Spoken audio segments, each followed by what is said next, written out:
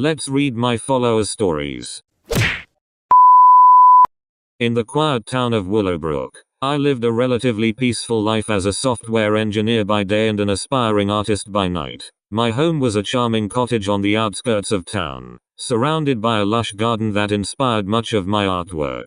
I had a loving partner named Samuel, who was a talented writer. Together, we shared our dreams and passions, filling our days with creativity and joy. 5 years ago, our world was turned upside down when Samuel was diagnosed with a rare and aggressive form of cancer. The news was devastating. I took leave from my job to care for him, dedicating all my time and energy to make his remaining days as comfortable as possible. Despite the best medical care and our unwavering hope, Samuel's condition deteriorated rapidly. A year later, he passed away, leaving me heartbroken and adrift. In the wake of Samuel's death, I found it nearly impossible to find joy in the things I once loved. My art studio, once a sanctuary of creativity and happiness, now felt empty and cold. I stopped painting altogether, unable to capture the beauty of the world without Samuel by my side. My garden, which had been a source of inspiration, became overgrown and neglected as I withdrew from life.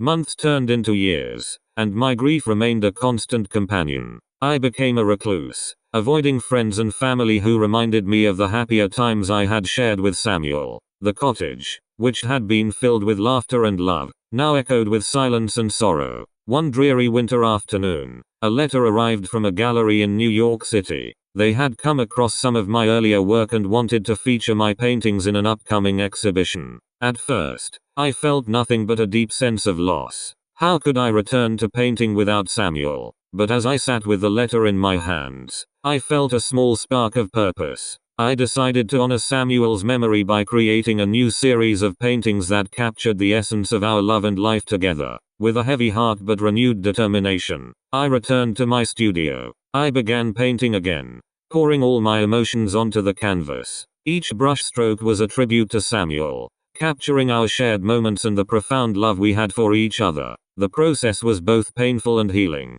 allowing me to reconnect with my passion and find a way to express my grief. As the exhibition date approached, I completed my series of paintings. I named it Echoes of Love, a reflection of the enduring impact Samuel had on my life. The gallery opening was a bittersweet experience. I stood among strangers, my heart aching with the absence of the one person I wished could be there to share it with me. The exhibition was a success, with visitors moved by the raw emotion and beauty of my work. Many people approached me, sharing their own stories of love and loss, offering comfort and understanding. I realized that through my art had touched the hearts of others who had experienced similar pain. Message: though the ache of losing Samuel never fully went away, I found solace in my art and the connections I made with others. I continued to paint, creating pieces that celebrated love, loss, and the resilience of the human spirit. My garden, once neglected, began to bloom again, a testament to my journey of healing and renewal. In the years that followed, my work gained recognition, and I became known not just for my talent, but for the depth of emotion I conveyed through my art. I found a new sense of purpose, knowing that Samuel's memory lived on in every stroke of my brush. And so, in the quiet town of Willowbrook, amidst the beauty of nature and the echo of a lost love, I found a way to move forward, carrying Samuel's spirit with me as I continued to create and inspire others with my art.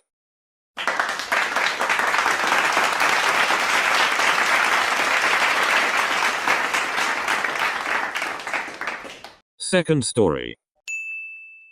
A few years ago, I was living in New York City, working as a software engineer. My days were a blur of coding, meetings, and deadlines. I loved the energy of the city, but there was always a lingering sense of something missing. One crisp autumn morning, I decided to go for a run in Central Park to clear my mind. As I was jogging along my usual route, I noticed an elderly woman struggling to carry a heavy bag of groceries. I hesitated for a moment, then jogged over and offered to help. She introduced herself as Mrs. Thompson, and she lived in a nearby apartment building. As we walked to her place, Mrs. Thompson shared snippets of her life with me. She talked about her late husband, their adventures around the world, and the joy she found in her garden. There was something comforting about her stories, and I found myself lingering even after we reached her doorstep.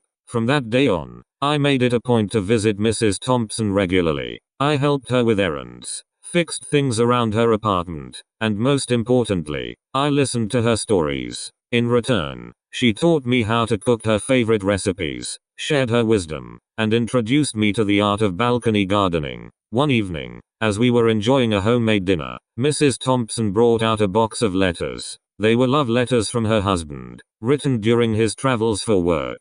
Reading those letters, I was struck by the depth of their love and the richness of a life built on simple, meaningful moments. It was a stark contrast to my own life, which often felt rushed and superficial. Inspired by Mrs. Thompson's stories and the love letters, I began to reassess my own life. I started making small changes. I took up gardening, which brought me a sense of peace. I reconnected with old friends, making time for meaningful conversations, and I volunteered at a local community center, finding joy in helping others. Months passed, and I found myself more fulfilled and content than I had ever been. One day, while helping Mrs. Thompson plant new flowers on her balcony, she turned to me with a smile and said, "You know, sometimes it takes a lifetime to learn what truly matters. I'm glad you've discovered it now." I smiled back, feeling a profound sense of gratitude. In helping Mrs. Thompson, I had found a friend and mentor who had helped me rediscover the joy in life's simple pleasures. And in the heart of the city, amidst the chaos and noise, I found my own little sanctuary of happiness and meaning.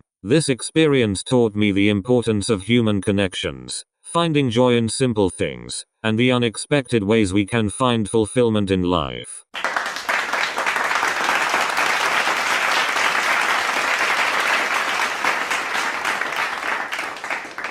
If you want to share your story, write it down in the comments.